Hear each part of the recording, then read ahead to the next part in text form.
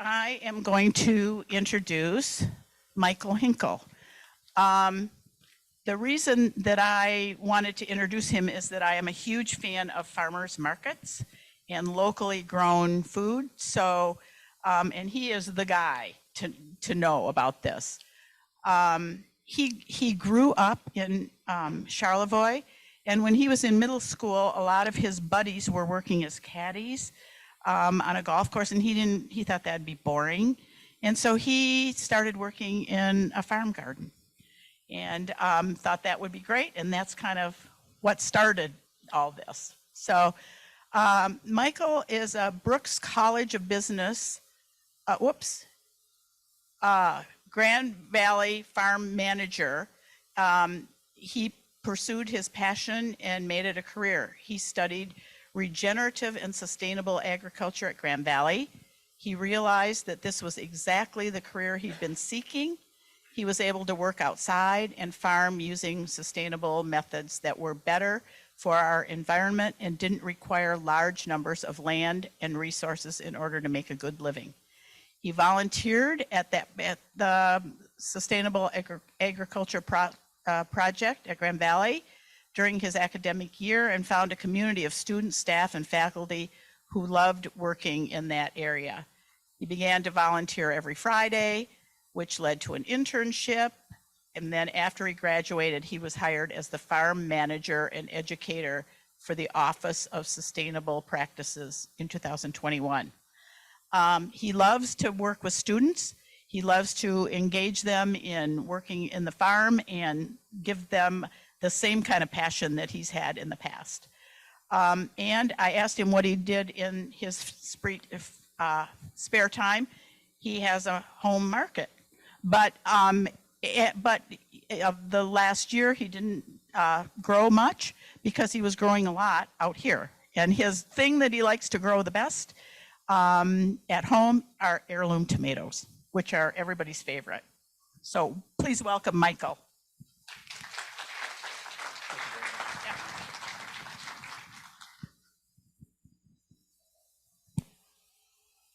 It's not working. I'm Michael. Thanks for the introduction.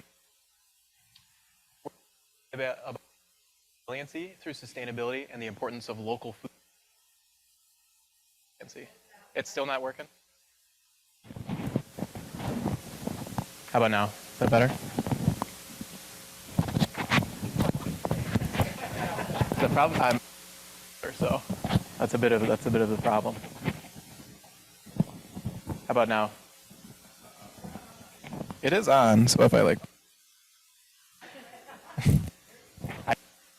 entire time. Maybe I'll just use the other mic, Bobby. Does that work? Okay. Steal that mic from you.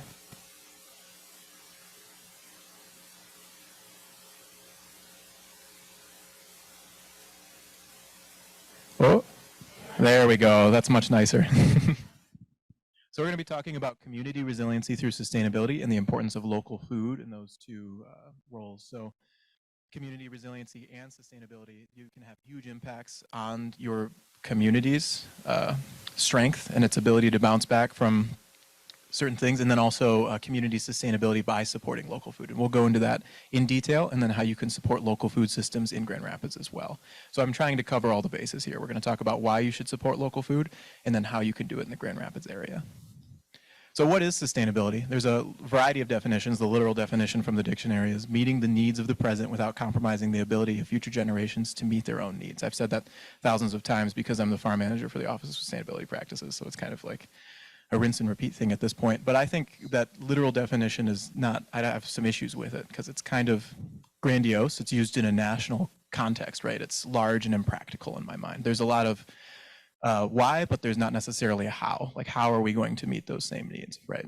So what I like to do is put a local spin on it and give sustainability a local context. So my community-based definition is the same thing, meeting the needs of today without compromising future generations to meet those same needs by providing the community with the ability to make sustainable choices, right? So if you give people the ability to make sustainable choices, more often than not, they're going to make those sustainable choices. But for some people, it's kind of hard to make those choices. I like this definition because there's an emphasis on community. My work is very community driven. I feel like a lot of things that you do, you can't do a lot of things on the national scale, but you can do a lot of things within your community, and that's where a lot of the work happens and a lot of the good happens. So it's smaller, focused, and it's easily transferable to a variety of fields, right? So local food and sustainable living. What makes locally produced food sustainable? You have the obvious, right? It's cyclical in nature. So the nutrients that are used to grow those foods stay within that system, especially if you compost, right? If you use any kind of fertilizer or composting to grow those foods, they generally come from the local area. They stay in the local area. Nutrient cycles are cyclical for a reason, right? And when you take things like the guano beds where nitrogen was originally discovered and used for agricultural purposes from South America, and then you transfer it to America, you lose those nutrients. And then those nutrients go into the Mississippi watershed, and then you have zones of hypoxia in the Gulf of Mexico. And that's what causes that, is that linear path of nutrients instead of having a cyclical nutrient cycle. And then the obvious one, money stays within the community, right? So when you support local farmers, those local farmers also spend their money within the community as well, strengthening your community's economy. And then also obviously lower emissions, right? When you have local food being grown in a vicinity that's being sold, you don't have to like pay for the shipping costs of taking it from South America to the United States, right? If you look at a lot of the seasonal crops that are sold in grocery stores during the winter months, they most of the time come from South America or Mexico, and that's a lot of money to keep them refrigerated and also to ship them to the United States. Also, sustainable is small, and small has to be sustainable. In order for a lot of small farms to be profitable, they need to be efficient. And a lot of efficient practices are actually sustainable practices, and I'll talk about those practices in depth. You can farm densely on few acres, closer to their market, foregoing traditional equipment in favor of smaller, more affordable machinery that have less emissions, and then using sustainable methods of fertilization. And typically the local market demands sustainability. So if you're shopping at your farmer's market, a lot of the time you'll see regenerative grown, like that kind of thing, because that's a marketing tactic as well. So they kind of have to be because the local market requires them to be. So we're going to talk about farming densely. Land is expensive, and how do you get the most out of a small patch of land? You have to farm dense like this. This is from our farm. All these pictures are from our farm, student workers, the crops that we grow, and you can see how tightly packed we have these lettuce heads. There is some Swiss chard growing in here, so we harvest the lettuce, the Swiss chard takes over after that, and then we harvest the Swiss chard. So we're taking up every inch of space that we have in our beds, so that way we're maximizing our profitability from as little land as possible. Keeping things dense requires a few things. You need to have high quality soil. If you have the development of what's called the plow pan, that's an impenetrable layer of soil underneath the last 4 inches, the roots cannot penetrate, and therefore they're going to spread out instead of going down. So this lettuce can grow this pack together because they're not competing for light, right? There's no lettuce out competing or choking out any nearby plants. What they'd be competing for is root space and nutrients. So if you have loose soil where roots can develop and go down instead of going out, you can pack them in tighter together. It also requires more crop diversity. So one of the issues that a lot of monocultures have is disease, right? So think about, one of my favorite stories is about the banana. World War I veteran, like soldiers, were asked in the trenches what the food they missed most was, and a lot of them said bananas. And the researcher I'm talking about, B. Wilson, this comes from the book The Way We Eat Now. She was like, well, how can this be? There's so many better things than bananas out there. And she's talking about the Cavendish banana that we have now. But prior to the Cavendish, there was another variety of banana that was grown and sold on a larger scale. And it had more of the taste of like artificial banana, so like a Laffy Taffy type banana taste. And then the consistency was creamier. So it wasn't like chalky like Cavendish bananas can be. It was like a cream-like texture. But that crop was susceptible to banana blight, and they grew it in large monocultures. So when one plant got it, it spread like wildfire through the fields. And so they started growing the Cavendish instead because it's blight resistant. So if you want to pack things in densely and not use any kind of pesticides, you need to have crop diversity, and you need to grow a lot. And then also smaller and less machinery, right? A lot of the things we do at the farm, we do by hand, and you have to be efficient when you work by hand. And then also the machinery has to be smaller. We use a walk-behind tractor mostly. We do have a larger tractor for turning over entire fields, but when we're working in the beds, we use a walk-behind, which has a width of about 2.5 feet. And it's pretty good. I can get our field turned over in about half a day with the walk-behind. And it's a lot less weight, so you don't have that development of the plow pan. And all of these practices, they all are interconnected. So they all relate to each other in some way. So the importance of healthy soil, we already touched on a little bit of this, but healthy soil, again, is not compacted. You don't have that plow pan. It's high in organic matter, which adds quality nutrients, right? When you work with traditional mineral nutrients, they're susceptible to a lot of runoff. So when you put traditional mineral nitrogen or mineral phosphorus in the field, it just kind of runs off. And that's why we have big old dead zones and harmful algal blooms like we do in Lake Erie and the Gulf of Mexico. Those are coming from traditional farm fields. I did environmental consulting for a summer, and one of the projects I was working on was phosphorus runoff in a traditional ag field. And the way we measured it, we had a box connected to the tile drain. And this box, does anybody live on a lake? Anybody know about Reed's Lake and the alum treatment there? You know about the alum treatment in Reed's Lake? Yeah, they were having harmful algal blooms, which is caused by an overabundance of phosphorus in the system. And the way you treat that is you use alum. It's a type of metal that binds to phosphorus. So what they did is they put alum in this box so it'll bind to phosphorus preemptively before it reaches the lake and causes any harmful algal blooms, right? What they found is that phosphorus runs off at such an excessive rate that the alum filled up instantly, right? It's got a limited amount of capacity for binding. It filled up instantly, was too heavy to pull out of the field because of how full it got, and then did it after the first major rain event. So you'd have to replace the boxes after any major rain event. And the best thing I thought that came out of this study is they had to have an experimental and a control, and their experimental is where they amended with compost instead of traditional fertilizers. And the farmer saw greater yields from the fields that he treated with compost. And so he ended up the next year treating mostly with compost and only having the control be where he used traditional fertilizers. And so that was the biggest takeaway for me from that experiment. It also acts as a sponge. So we're having heavier rain events and then higher periods of drought, right? And it's drier for longer, and then we have giant rain events like we did last week. And if you have more organic matter in the soil, it acts as a sponge and it sucks that water up, which makes it more resilient in both heavy rain and drought because it holds on to water for longer and it can hold on to more water. And it very rarely is bare. You usually have vegetation because if you don't have something covering that soil, it's going to erode. That's how it works. If you drive by a construction site and you see those trails of sand, that's just the sand. The silt and the clay, the smaller particles, are already in our water systems. So machinery and equipment, again, we already touched on a lot of this, but it's all interconnected. So a lot of this plays into the other aspects of sustainable farming. Large equipment is expensive, right? If we're expecting young farmers to take up the mantle of farming, a lot of these first generation farmers that are my age, they come from families that don't farm. My dad was a banker and my mom was a teacher. The farm I worked at when I was a student was completely separate. It was just a bike ride down the road, so that's why I worked there.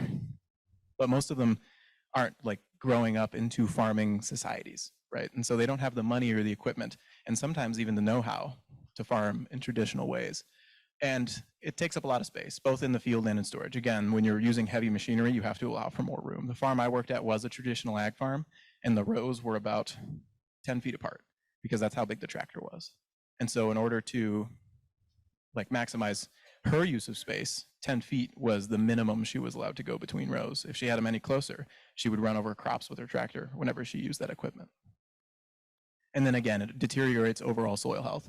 I've already talked about the plow pan, but you also lose organic matter every time you till. So organic matter, you know, it's decomposed organic matter.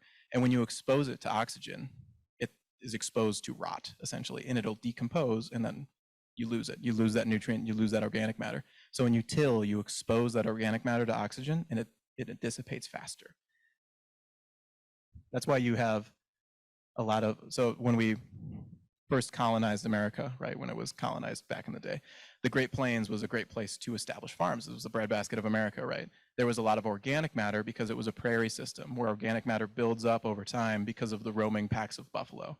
They would graze a lot, and then that organic matter would die, and then grass would reroot and sprout, and then they would graze more, and then you'd have a buildup of organic matter. And now those same places, you need to use a lot of traditional mineral fertilizers. That's because we've lost all that organic matter from frequent tilling. And then also soil loss by erosion. That one's kind of obvious. When you till, you expose the soil. And then when the soil's exposed, any kind of rain event, you're going to lose a lot of soil to erosion. And then it can also lead to a lot of weed development. So weeds, as a species, any kind of species of weed, they're early successional species. So when you have bare soil, the early successional ones are the ones that sprout up. Have you ever like tended your garden and then weeds are there the next day? That's because they are prone to disturbance. They like disturbance. They like it when you till up the soil. That's the kind of environment they thrive in. And so that's why they pop up so quickly. When you till less often, you actually make the seed bank go dormant. So sustainable management, again, traditional fertilizers are not typically as effective as compost, going back to that story I told of that farmer and how he started using compost instead of traditional fertilizers. And most of that fertilizer, again, it ran off. So he's spending a lot of money on stuff that's not staying in the field. Compost can stay in the field because it's a soil. You lose soil less often than you'll lose a mineral fertilizer, right? Mineral fertilizers are used because they're easily soluble and they can be readily taken up by the plant. But if you don't have plants there that are going to take it up, it's so easily soluble, it'll run off with any major rain event. And then also vermicompost has been shown to have a huge impact on plant growth. There's a professor at the University of Hawaii, I think it's the Maui branch, there's a lot of different branches of that university, who did trials of adding vermicompost tea to different plant starts. And the plants that had the vermicompost tea in around a 35% concentration were double the size after the same amount of time than the other plants in the trial, including the compost and traditional fertilizer plant starts. And then also if compost comes from within the community, so if you support businesses like, I think the only one in Grand Rapids now is Wormies. It used to be Wormies and Urban Roots, but if you support those businesses, then you're keeping those nutrients in the community still, because they're being composted in the community and the compost they're using is going back to the community. So it's, again, supporting that cyclical system. So let's talk about biology real quick. Do we have any biologists in the room? Anybody do biology at their time at Grand Valley? Do you remember ecological niches? Well, then I can cover ecological niches. So an ecological niche is the role that a species plays in a system, right? So when you think about when they brought the wolves back to Yellowstone, the wolves kept the deer populations down, right? And we play a role in our ecosystems as well. We're having a downturn of hunters in Michigan, so we're having an increase of deer populations, and we're seeing chronic wasting disease spreading in the lower peninsula like crazy. And it hasn't gotten to the upper peninsula yet, thankfully, but so if anybody wonders why you should hunt from an ecological standpoint, it's important to keep those deer populations down. How do you think ecological niches relate to food systems? Does anybody have any ideas? Did I see a hand back there? I don't mean to call you out, but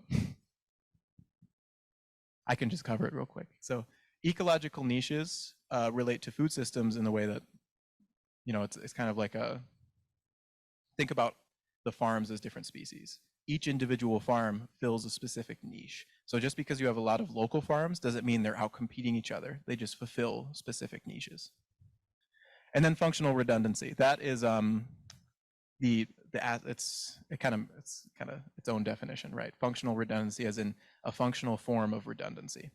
So if a species does the same purpose as a different species, if one of those species goes extinct, the purpose of that species is covered by the other species, right? So you need a lot of biodiversity in order to have functional redundancy. So if one species dies, the system survives. It doesn't collapse because you have that overlap. And in a community context, you can have a lot of functional redundancy. So there's a lot of education-based farms in Grand Rapids. There's New City Neighbors. There's the Sustainable Agriculture Project. There's the Blandford Nature Center Farm. They all are small, sustainable farms that provide educational resources for the community. But if one of them goes away, like Urban Roots, filed for bankruptcy, but New City Neighbors and Blandford Nature Center fill in those gaps. So there's still resources for the community because there's more. So if one fails, you still have that tool for the community. So again, more farms equals more functional redundancy. So each farm within the community fills a specific niche, and more farms equals more functional redundancy. That means more food security within your community. So taking the educational aspect out, the more small farms you have, the healthier the competition and the more food security within the community. So if one farm doesn't make it, they don't make it within that market, then other farms pop up and other farms can take over.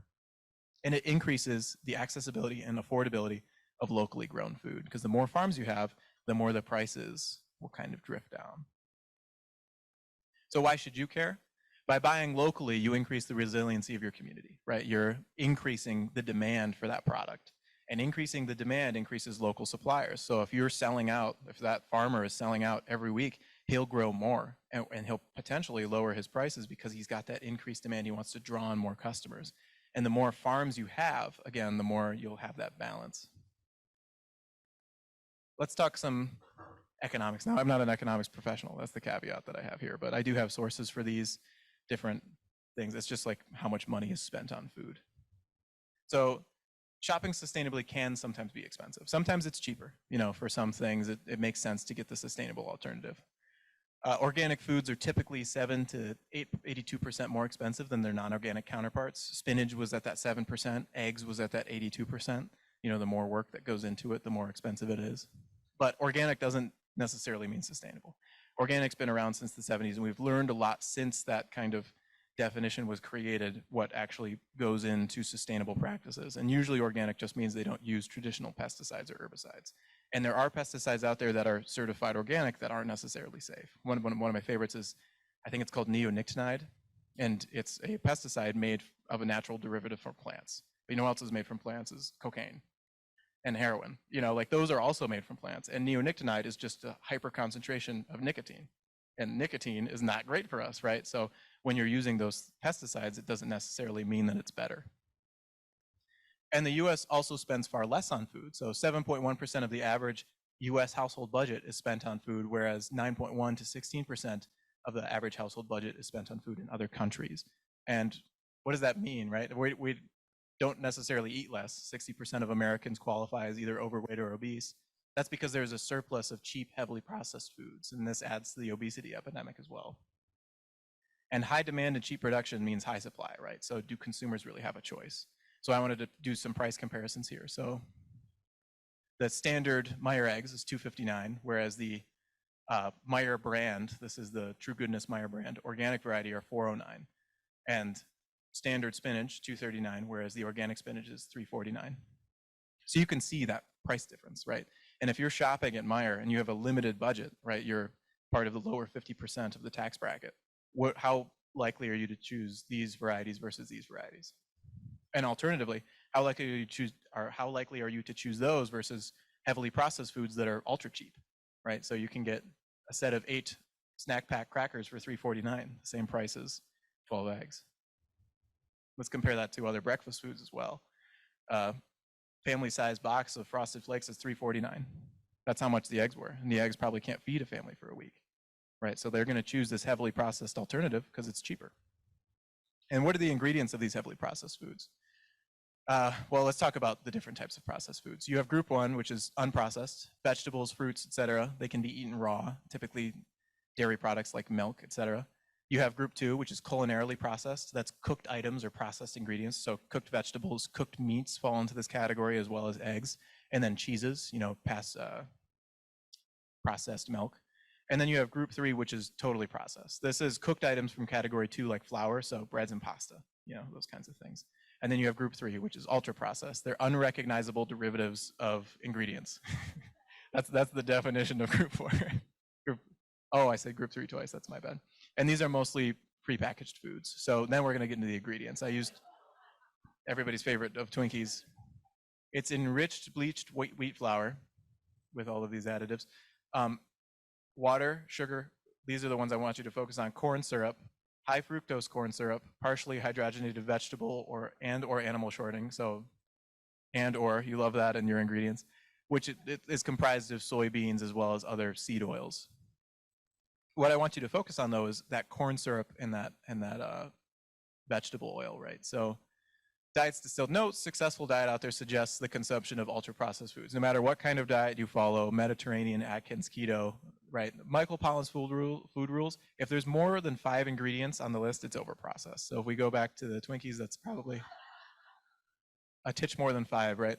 And when you see things like this, people are automatically, whoa. I've heard one, it's like, if you can't pronounce it, don't buy it. That doesn't necessarily mean that it's that bad, but when it's got that many, then maybe that's an issue.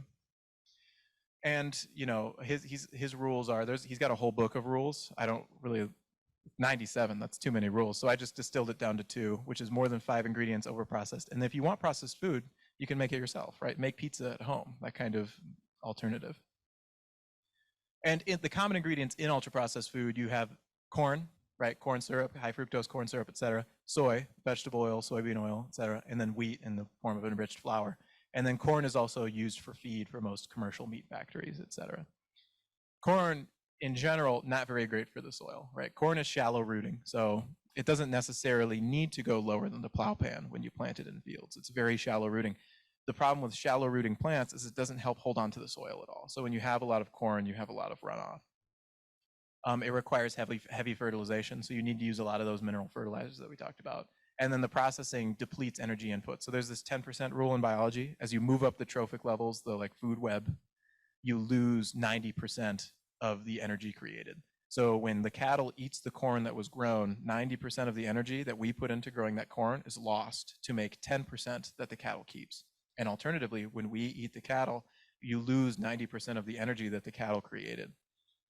And that's just kind of an arbitrary number. It varies from trophic level to trophic level, but it's a good rule of thumb to think about when you're thinking, like, I eat meat, don't get me wrong, but maybe we should include a little bit more vegetables because it's a lot less work to get more energy out of the system. And then, yeah, so processed corn and corn feed are an energy sink for the most part. Local food, on the alternative, is often minimally processed, right? Most locally produced foods fall into categories 1 through 3. So most of the time the general rule of thumb is eat as many as you want, category 1. Keep it lean, category 2. Category 3 is a once in a while, like once a day kind of thing. And very rarely is local food ultra processed, right? I have a hard time thinking of things that are made in Grand Rapids that qualify for that ultra processed category, right? Even like El Matador tortilla chips, they're close, but if you look at the back of the ingredients, they have like 4 or 5 ingredients, so they'd fit within those rules. Locally produced foods are healthier because of minimal processing. I have a little caveat there, though. It's like all things in moderation. You can't just, like, Love's is locally made using local ingredients, but you can't have a pint of ice cream a day. That would be a terrible idea. So I ask that question every day. So locally processed doesn't necessarily mean local ingredients, right? So if they are produced locally, ensure that you're purchasing locally. And some foods just cannot be produced locally, and I don't think there's anything wrong with that. I gave the banana example earlier, and like everybody loves mangoes, et cetera. You can't produce those in Michigan, and I don't think there's necessarily anything wrong with that. It's just when you can produce them in Michigan, why are you buying the alternative, right? Why are you buying what's shipped from Mexico when you could buy something that was produced in Grand Rapids? So let's talk about locally organic versus nationally organic. You have more of a direct impact on your local market. If you go to the farmer's market and you're like, is this sustainably grown? And they can tell you their practices and whatnot, and you can advocate for them to do sustainable practices. You can't do that on a national scale. You can't like call Cheez-It corporate and be like, hey, is this actually sustainably grown? You know, they're not going to know. So buying more organic goods nationally would have very little impact because you don't know how those are produced. Organic as a term just means that they may be using neonicotinoid, you know. Whereas if you buy local, you have a direct impact on local producers. And this increase in demand, again, means an increase in supply. And an increase in supply means lower price equilibrium. This is what I learned in microecon. I know there's a lot more nuance to that, right? So if I'm completely wrong with this, Aaron Lowen, that was the name of my professor. So bringing local food into your life. Why do most folks shop at the big box store? Because it's convenient, right? I'm not going to blame y'all for shopping at convenient locations. I'm a very busy guy. I usually go grocery shopping after work on Friday because it's on my way home, right? So how do small farms outcompete big box grocers? By being more convenient. They have to be by necessity, just like they have to be sustainable by necessity to make money. So the options are out there if you're willing to look, right? You have to put in a little bit of work, but thankfully I'm here to put in some of the work for you, so you can do some of the options that I have here for you. So again, small is convenient, or rather small must be convenient. There's a variety of options. Has anybody heard of CSAs before? Community Supported Agriculture? I see some head shaking, yeah. So there's a whole bunch of different CSAs you can support. It's a one-time initial investment, right? That's what it is, it's an investment. You pay at the beginning of the season, and then you get different boxes throughout the week. And I'll talk about different CSA options in a minute. And it ranges in levels of convenience from delivery to local pickup. And then one of the things you need to ask yourself, are you willing to pay a premium for that added convenience, right? The CSA that delivers is probably more expensive than the CSA you have to pick up at the farmer's market, but then they deliver it, which is very nice. So I told you the why, now I'm going to go over the how. So here are some different Grand Rapids area farms that you can support. There's Blandford Nature Center Farm, New City Neighbors Urban Farm, Blackbird Farm, Green Wagon Farm, the Groundswell Community Farm. These are all within the greater West Michigan area. The ones that I know for sure that are in Grand Rapids are Blandford and New City Neighbors, as well as Green Wagon. They have CSA events like the Downtown Markets Growers Fair. So if you go to their Growers Fair next spring, you can sign up for a CSA there. They'll tell you the options. They'll tell you what they have to offer. They'll try to they're trying to convince you to invest in their company. So then you just give them some money at the beginning of the season so that way they can pay for the upcoming costs. And then you get produce throughout the summer. So I'm going to talk about our firm for a little bit. The Sustainable Agriculture Project offers farm shares. We have 4 sessions. Session 1 is 4 weeks in length. Sessions 2 through 4, 6 weeks in length, and you get a weekly box of produce. On average, it's an investment, so I like to have some return on investment. So typically, it balances out where you pay about $20 a week. And what you get in produce is around $24 to $25 a week. Right? I like to make sure that you get a return on your investment. And it's preferred by faculty. I wouldn't advise any of y'all to buy a CSA from us, honestly, unless you're on campus frequently, because I am just one man. I can't do delivery all around Grand Rapids, so we only offer on-campus pickup. And then also a downtown pickup to the Pew campus over there. And then on-campus delivery as well, where I, after the market, walk to the offices and then hand them out. And we support student learning experiences in addition to providing locally grown food. So the way I see it is we're a source of locally grown and sustainably grown food for students that are interested. So we sell it for cheaper to students, right? And we also provide experiences for students to learn what is sustainable agriculture. And the money from any kind of produce bought at the farm goes directly to student wages. We also have New City Neighbors Urban Farm. New City Neighbors Urban Farm, they're a community partner with us. They share some of the land that we have at the SAP, and we help them out, and they help us out from time to time. They have 3 11-week shares. They're one of the longest CSAs in Grand Rapids that run from May through December. They offer full, half, and quarter shares, and you pick up from their cafe location, which is on Leonard on the east side. So if you take 96, get off, I think on College, and then take College to Leonard, they're the first house on the right after that turn. And they support the community through additional nonprofit work as well. So they hire Grand Rapids Public Schools students to work on their farm. They get paid to learn about local food and the importance of growing your own food, right? And then when you buy their CSAs, you're buying into that program and into helping them. You have Blandford Nature Center Farm, which again offers farm shares and is available at the Fulton Street Farmers Market as well. New City Neighbors only does CSAs. A lot of farms are doing that method because it saves you a lot of time. When you go to market, your prices are variable, whereas the CSA, you know exactly what you have to grow for. So it's a lot easier to plan your season. Whereas farmers markets have a lot more risk. Blandford offers farm shares, but they also are at the Fulton Street Farmers Market. They would do one 20-week-long session from June to October, and they offer full and half shares. And you can do your pickup on the farm, which is just south of the Blandford Nature Center, or you can do pickup at Fulton Street Farmers Market. And they also, again, do more additional community support. I've worked with Blandford a lot where I bring students there so they can see what another small sustainable farm is run like. And then they also have a children's garden that a lot of elementary and under kids use to learn about growing food.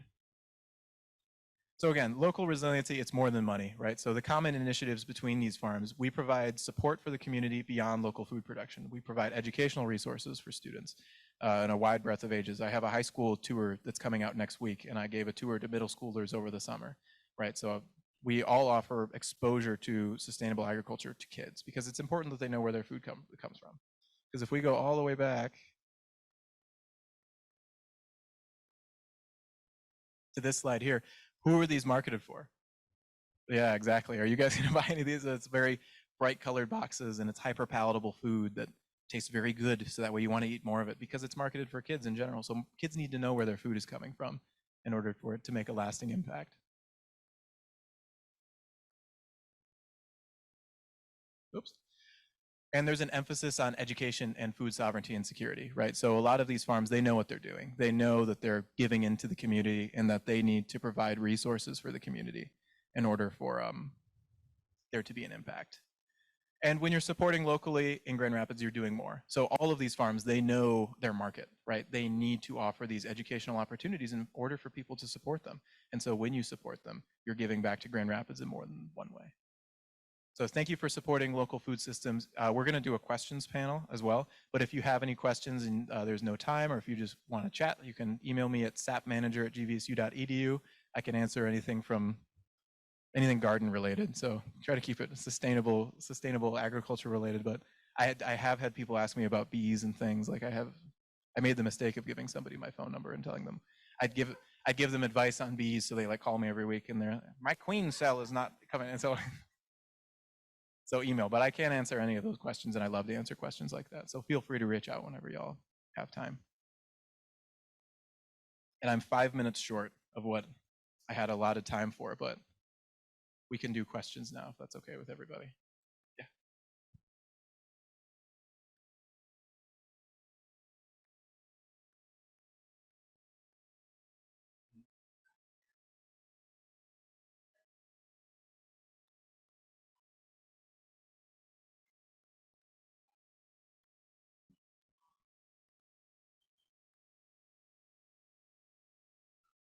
Mm.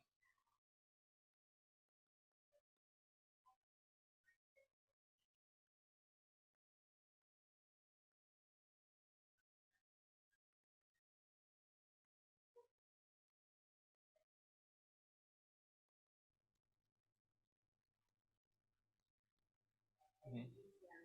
One block from my house. I couldn't believe it. They're only there Friday mornings, but some of the same vendors that go to Fulton Street, they're using the St. Stephen's Church parking lot. Mhm. Now, they haven't been well supported by the neighborhood, but I felt that their sign was too small. You only see that you were walking by, you know.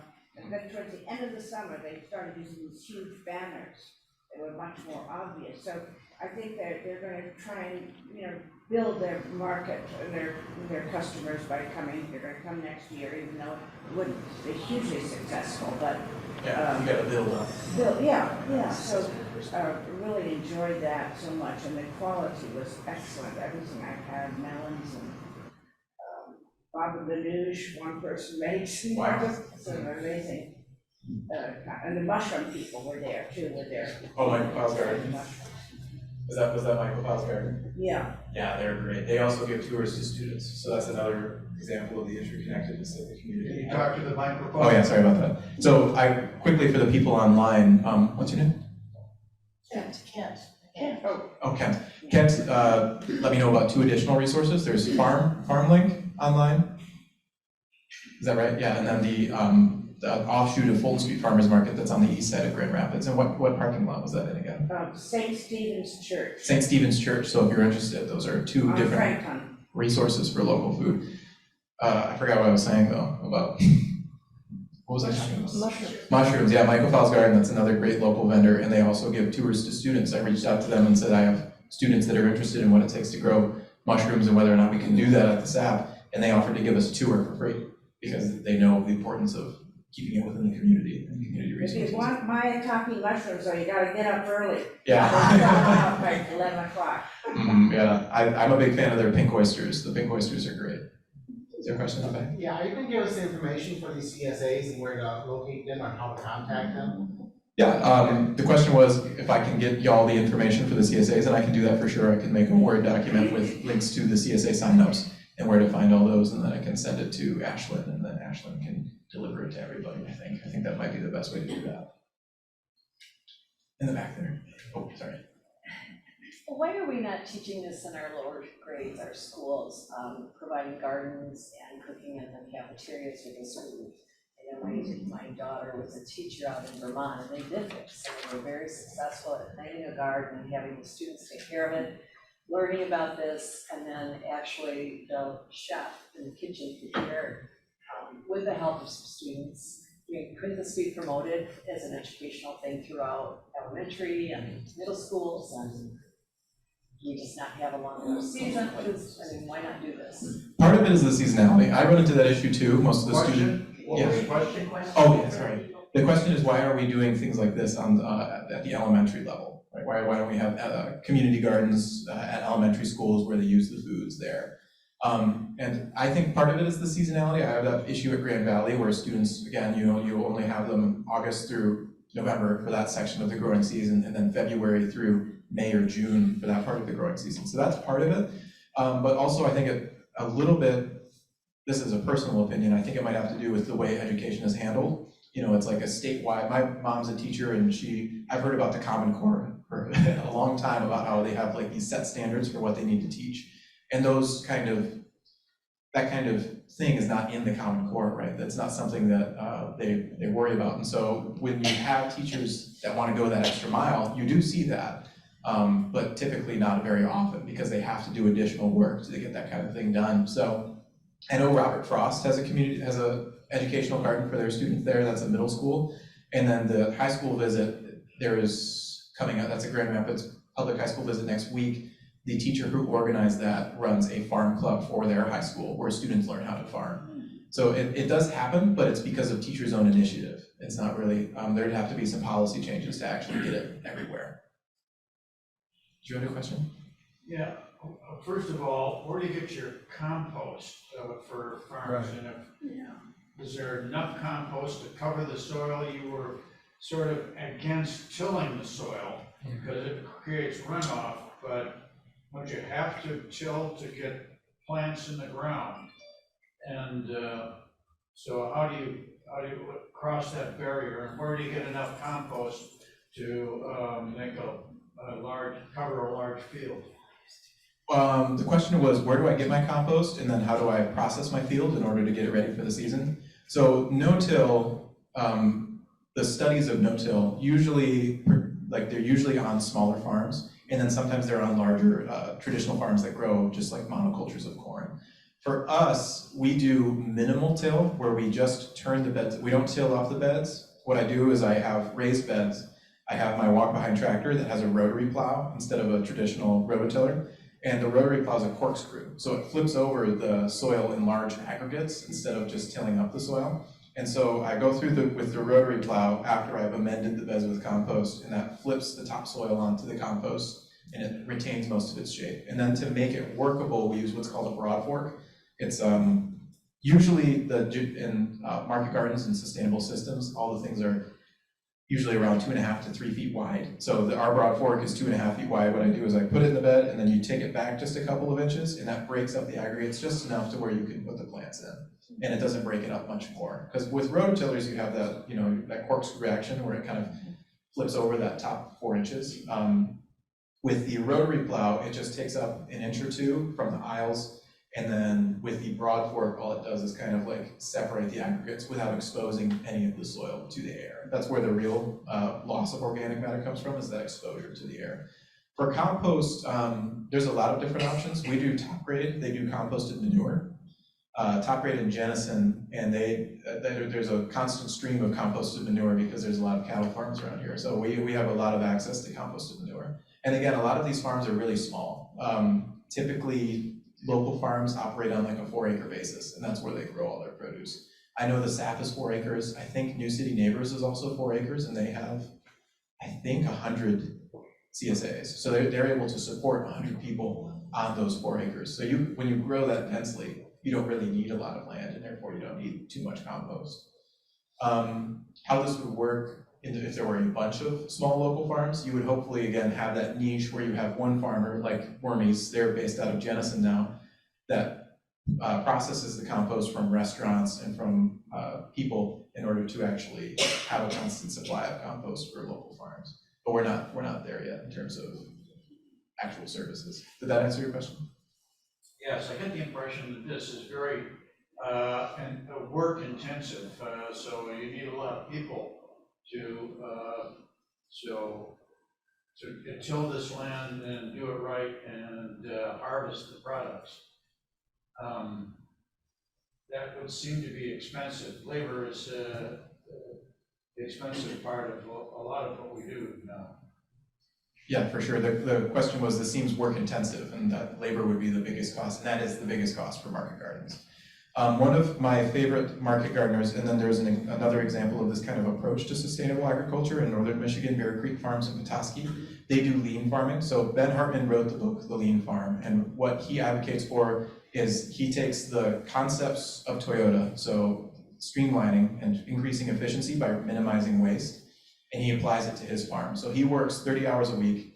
His wife works 15 hours a week, and he has another part-time worker that works 15 hours a week and gets paid 15 an hour, and he nets $60K a year.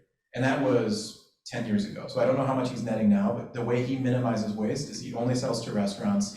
He keeps things as efficient as possible. So, for example, again, the tools and machinery used are small. He keeps weed pressure down. He keeps the tools nearby, so that way he doesn't have to walk to the tool shed in order to get it and walk back. And then he keeps his systems as streamlined as possible. There's a thing he does called, it's called noodle line drawing, where you draw your processing facility and you go through the steps and you draw out where you have to walk.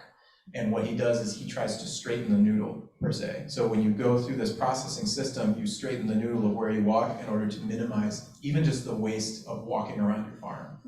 So that really cuts down on the man hours that you need, and but that still is a huge issue. So I know a lot of farms are in the area, their starting wage is still minimum wage. So like, I think the state minimum wage is $9.25 still. So that's what a lot of farms still pay. And that's not a lot, and a lot of farms like New City I know is struggling right now to get farm crew members because a lot of people don't want to work for that wage. And you can't really blame them because I mean, prices are so high right now that who would want to work for minimum wage, especially if they're qualified. Yeah, do you have a question? Yeah, I'm just curious, where is the farm or the land that you use where the students work? Is it on campus, near campus?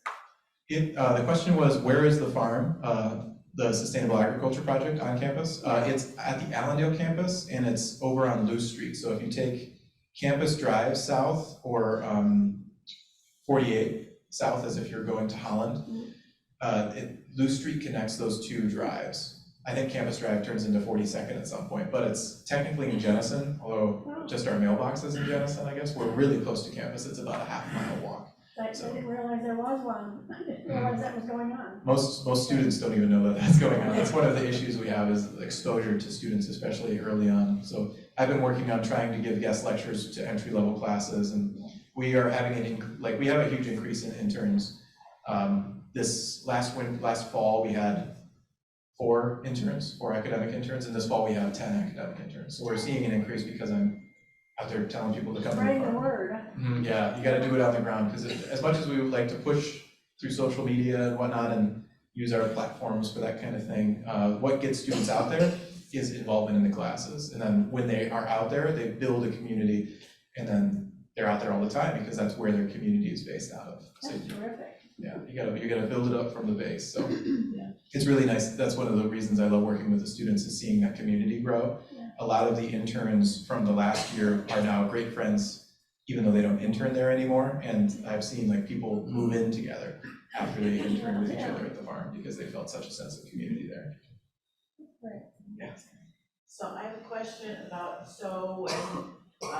at farmer's market, if there's a very popular farmer and they sell out, you said that they have more money and they need to produce more, but that requires more land. They have to buy more land, and that seems like that would be a problem because it's expensive. Yeah, the question was, if you have farmers that are producing more and they need to get more land, how would they do that since land is so expensive? There are a lot of options for young farmers out there that want to start farming in terms of land. You can lease the land. There's a lot of lease to own agreements from a lot of old farmers that are retiring, trying to get out of the game. I know of a farm in Midland that did a lease to own, where the retiring farmer had a plot of land that they weren't using anymore because they were looking to retire, and so they leased to own it to this farmer. And then she built up a farm in Midland. That's Goodstead Farm in Midland. So that is an option. There's also a lot of like theoretical options out there. I know a lot of people talk about vacant lots. You know, like Urban Roots was established on a vacant lot in Grand Rapids, and you can grow a lot on those vacant lots, and that's what the division of urban farming is, right? So there's a lot of that going on in Detroit, and not a lot going on in Grand Rapids, because you have like New City's urban farm. There's another urban farm that I can't remember the name of, but it's just 2 workers there, and they have a plot, and they grow enough to support the 2 of them on that small plot. But that would be one thing, is minimizing the amount of unused plots that we have in Grand Rapids. That's another theoretical. Again, it hasn't, like, it's been done at different places, but does it work here? We don't know. We have to find that out. I tried to have 4x4 gardens, Mhm. and I'm not sure that I know how to do it well. Because I have, my thyme and my sage and my oregano grow very well along with my chives, but there are a lot of things that really the rabbits like. Hell yeah. And I'm not very good at that. How do you deal with developing your own garden plot and actually having something that you can end up eating at the end? Yeah, so the question was, how do you develop your own garden plot and then have something edible by the end of it? One of the things I like to do is not grow anything that's single harvest if I'm doing my own garden plot at home, right? That's, again, thinking about the use of space and then lean design. If it's single harvest and you have one 4x4 plot, that means you spend the entire growing season for this thing to grow, and then you harvest it once and you eat it and it's gone. You don't have any return, right? There's no constant return from that planting. So one of the things I like to do, and at our farm, I find that the rabbits really like, I also grow based on what the pests don't like. I don't have a lot of money to spend on pest control. So what I do is I grow a lot of Brassicaceae, like your broccoli and your kale and your cauliflower, those kinds of things, because rabbits and deer do not touch them because they're gross. So, if you've ever wondered why you don't like kale, it's because nothing likes kale.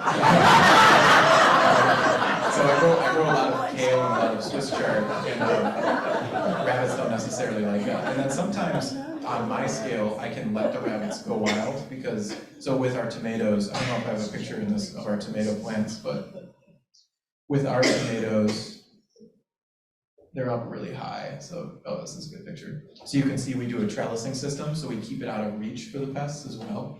And they'll eat the tomatoes when they're like more towards the ground, but once they get high up, deer even won't eat it because it's just too high up for them to process that is something that is edible. So not doing single harvest crops, that's a big thing. Like you can, I just personally don't like to do it because you don't have a good return on investment. So doing multi-harvest crops, and then also doing a lot of research, right? You want to make sure, I see this a lot in our community. We have a community garden bed for students on campus, and I see students come in. Anybody avid zucchini growers? Do you know how big zucchini plants get? Yeah. They get huge, they get like 2 feet wide, and I'll see students come in and they have a 2 foot by 4 foot bed, and they'll put 5 zucchini plants in one corner and 7 tomatoes in the other, and then they don't produce because they're competing with each other, and then they're like, why didn't I get anything from my garden this year? So make sure that your plants have adequate space as well. So you can do it dense, but you need to do it dense and smart too, like that. Those lettuce heads, they were tightly packed together, but that's as big as they're gonna get. So that's another thing to keep in mind. And then also if the rabbits are taking advantage of your garden plot, just a little deer fence around the sides. That'll keep the rabbits and the deer away, especially if it's a 4x4. Deer don't like to be confined, so if you just have a 4 foot high deer fence, that like black netting material around the edge of your garden bed, the rabbits won't be able to get in unless they burrow, and it's usually too much work for rabbits. Animals are pretty lazy sometimes. And then also deer won't jump in there because they don't like to be confined in small spaces. So they'll see that it's small in there, so the risk is not worth the reward for them. Your neighbors might not like it either, though. Yeah, like 4 foot fence. Oh, no, like a little, like this, do you mean like this tall in a 4 by 4 foot bed? Yeah.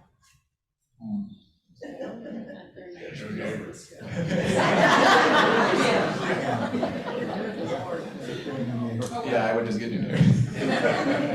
Yeah, if your neighbors are giving you a hard time about it, there are alternatives. I have an intern working on alternative pest control right now, so you can use squashed up hot plants. Some hot peppers work for some animals, but they don't work for others. So the way hot peppers spread in South America, where they're from, is because birds can't feel the heat of a hot pepper, but mammals can. So if you spray that kind of thing on your plants, and then a mammal comes up to take a nibble on it, it's going to be like, this hurts, and so they won't do it again. We're going to see if that actually works. That's our project this semester. So if you want to follow up on that, contact me in December, and I'll let you know how it goes. But there are some spray alternatives that are not concentrated in nicotine. So, good question. I've heard that marigolds keep the rabbits away. Is that true? I've heard that too. I haven't tested it personally. they smell. They do. They're also they're a natural insecticide. I did a trip to Cuba in high school, and that was like where I got introduced to urban farming. They started doing urban farming in the 90s after the Soviet Union collapsed because they were cut off of their sources of conventional fertilizer, so they needed to do that kind of urban farming. And what they did marigolds on the edges, corn in the middle, so that way when pests come, if they're flying insects, they go after the corn and avoid the things by the marigolds. So the corn was like a sacrifice, and then the actual producing crop would be at the base level. So I have seen it there being done, and it looked like their stuff was growing pretty well, but again, that was a long time ago, so it might or might not work. I'm kind of, a lot of those like natural remedies I'm kind of wary of because there's a lot of hearsay, and it's usually just anecdotal, right? I like the hard, like it works for this reason because we tested it, like here was the control and here was the testing fund. So it's definitely worth trying. I do have a bunch of marigolds by our sunflowers, and that did stop the deer from eating the sunflowers, so I'm not sure about that. I don't know that it cultures deers, but I've heard it eats flowers. Yeah, I've also, one person suggested putrefied eggs. I'm not gonna do that. That sounds terrible. Question in the back? For deer, I know human hair works. The statement was that for deer, human hair works. I don't have any of that. Go to the barber shop. Yeah, go to the barber shop and dump out their trash, maybe. I haven't heard of human hair though. That would be worth trying. You might get some weird questions if people come out to your plot and you're like, "This is my garden. And there's a bunch of hair everywhere." I heard it when I lived up in Alpena, and I walked into the barber shop and got the question half out, and we just pointed in the back, and says it's about 6 bags. Wow. They just swept their hair out and put it in bags, and that people came in and got it. Wow. So now, it worked for foliage, and that kept them away from the bushes and that we used to get in flowers. Did they put it directly on the plant? No, just spread it around on the ground. Okay. To repel. So the statement was that this fellow was at a barber shop in Alpena, and they had collections of bags of hair in the back for a farmer that came and picked them up, and he trickled them around his plants, and it actually worked for the foliage. So that's pretty helpful. I don't know if I could do it at the SAP. I think I'd get a lot of questions from my boss. But This here. Do you have another question? We always get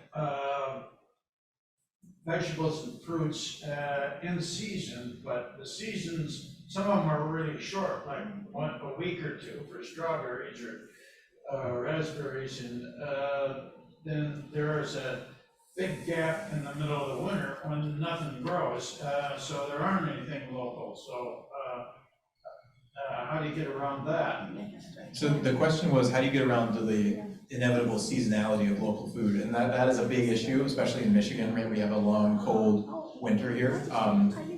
And some farms do offer winter growing. So like New City, as you saw, goes till December, but then you're left on your own January, February, March, April, because they don't start producing again until May.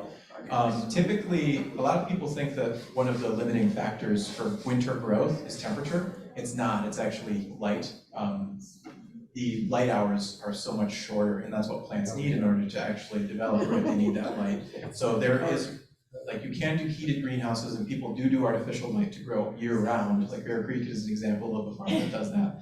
But typically, it's just leafy greens. You know, it's like spinach and stuff. You can't survive off of leafy greens. So that's why I mentioned that sometimes it's inevitable to buy food out of season, right? So when you do have things on that scale, one of the things you can do is, I'm a big advocate for freezing. Just get a chest freezer, right? It's $10 a year of electricity that you have to pay for because chest freezers are so efficient. And then you can freeze anything in surplus. I had my roommate, he went to a U-pick berry farm and picked 200 pounds of, it wasn't 200 pounds, it's an exaggeration. He picked a lot of blueberries, and then that was his blueberries for the year. So it requires a lot of planning ahead, but that is an option. And then the other thing is just some things you can't buy locally, you know, like mangoes, tropical fruits, or berries that are in season. But again, I'm a big advocate for frozen foods for that regard. Like if you go to, because more often than not, frozen foods are the more sustainable alternative to fresh foods, especially during the off season. So if you go to Meijer and you look at the frozen broccoli, right now it says grown in Mexico, but in the winter it says grown in Grand Rapids because it's cheaper for them to buy the Grand Rapids grown broccoli while it's in surplus during the summer, freeze it and then sell that in the winter. Whereas in the summer, when it's the growing season, not the growing season in Mexico, it's cheaper for them to use the frozen broccoli from Mexico, right? So typically that frozen alternative, especially in the winter months, is your best option for sustaining your growth. But again, there's not a lot of alternatives out there for locally grown, unless you just want to live off of spinach and meat in the winter. Yeah. I guess the Kent Intermediate School District has an agricultural program for high school kids, and they do hydroponic gardening, and then they have some artificial lights or something, so they do that year round, or at least they do it during the academic year. Yeah. And then they use those vegetables in their culinary arts program. So they have like a farm to table in some instances. That's a great option. The comment was that Kent ISD has a hydroponics system that they use for growing throughout the school year, so that way they can grow things in the winter and then they use it for their culinary program. I like hydroponics in that sense because you can grow year round because you use grow lights, and hydroponics is a system of just using water with fertilizer in it. So it does use mineral fertilizer typically, but it's closed. It's a closed system, so none of that water goes into our waterways.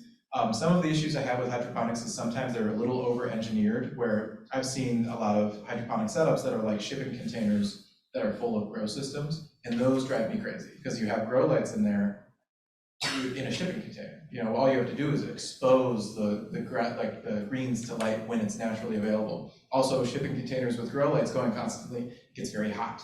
So when you're in the winter or the summer, you need to run an AC unit in order to keep it at temperature for those greens, so you're just wasting a lot of energy. So hydroponics needs to be done right first and foremost.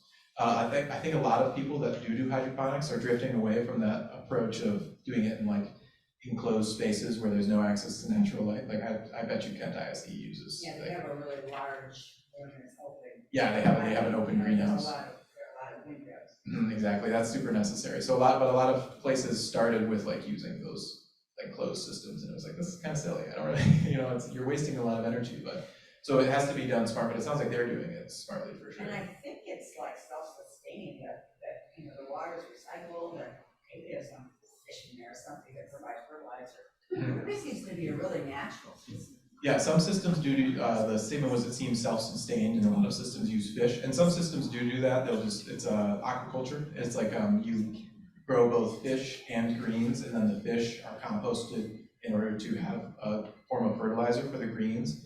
That's a really efficient system, but a lot of these systems, I don't trust them for growing more flavorful foods, so you definitely can't grow a tomato that way, and they're usually reserved for leafy greens. But it is a very good option, especially for school systems. Because if you think about it, another way that you keep it lean is you optimize the use of vertical space. So we trellis our tomatoes. You can't really see it that well in this picture, but I have a net that hangs down from the high tunnel. So that way the tomatoes grow up instead of growing out. So I get as much surface area as possible from as little land as possible. And hydroponics really optimizes that because you can have stacks of these rows of plants and then just take up as much space as you can in a room. Question in the middle there? Yes, are there other fruits or vegetables that can be stored in the controlled atmosphere like apples are? The question was, are there other fruits or vegetables that can be kept in a controlled atmosphere like apples are?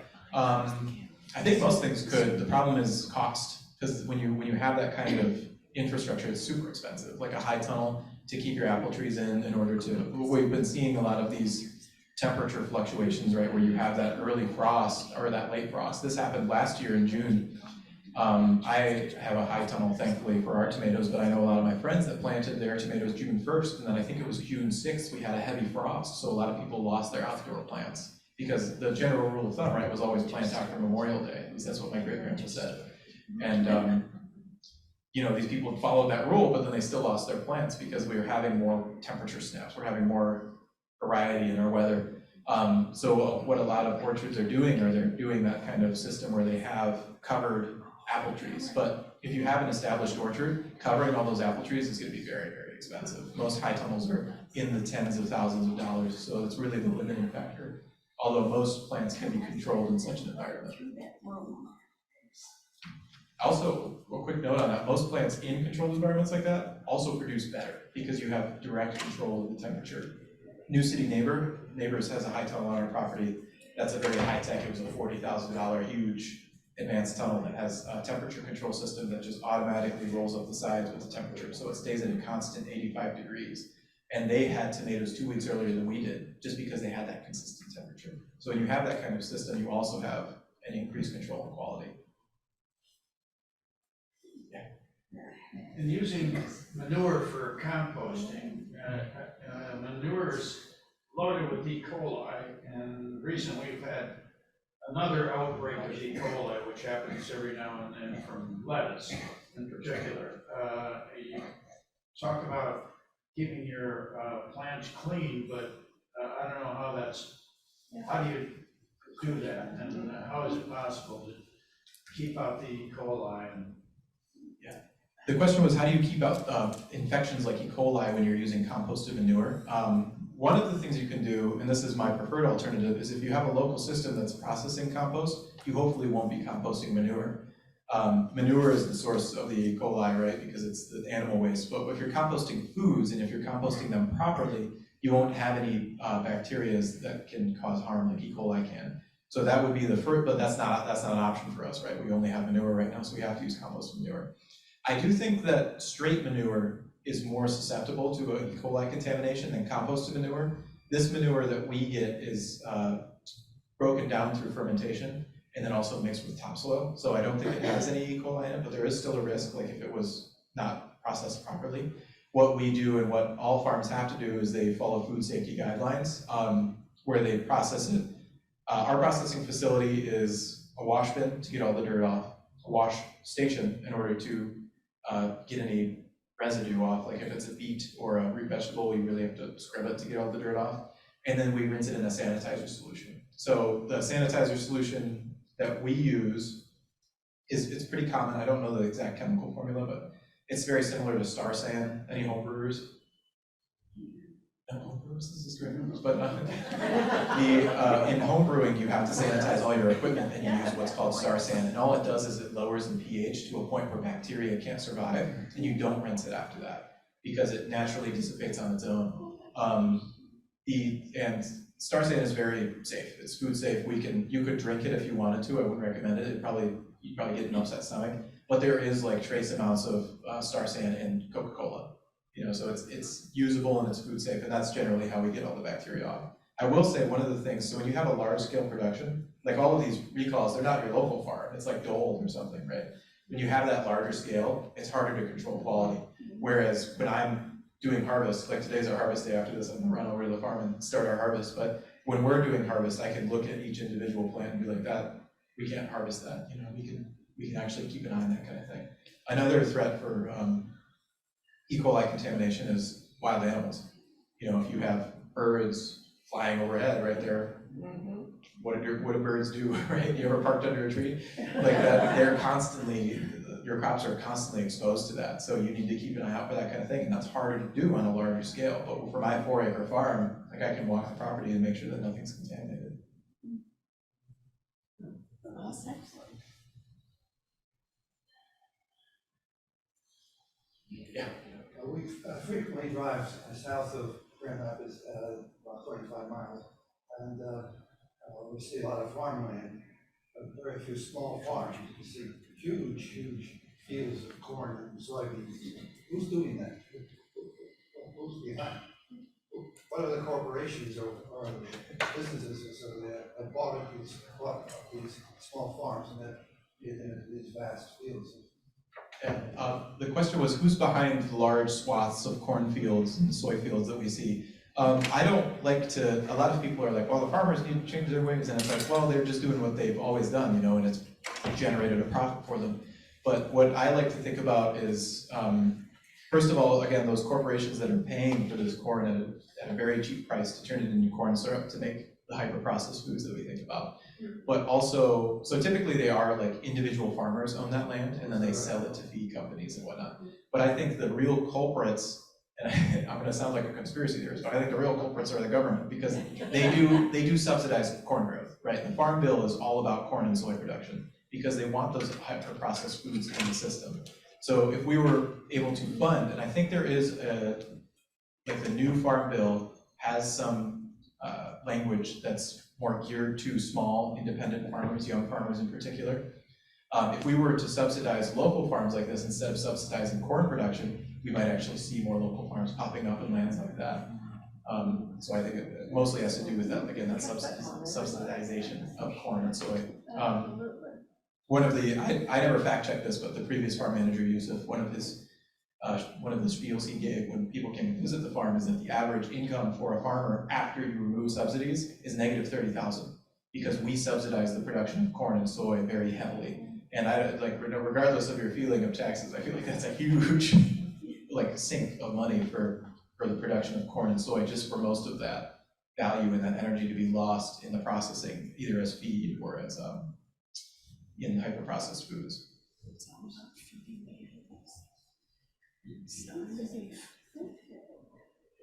awesome. I don't know what. Until 11:30, if there's any more questions. There are no more questions. Yeah, I think we're getting to that.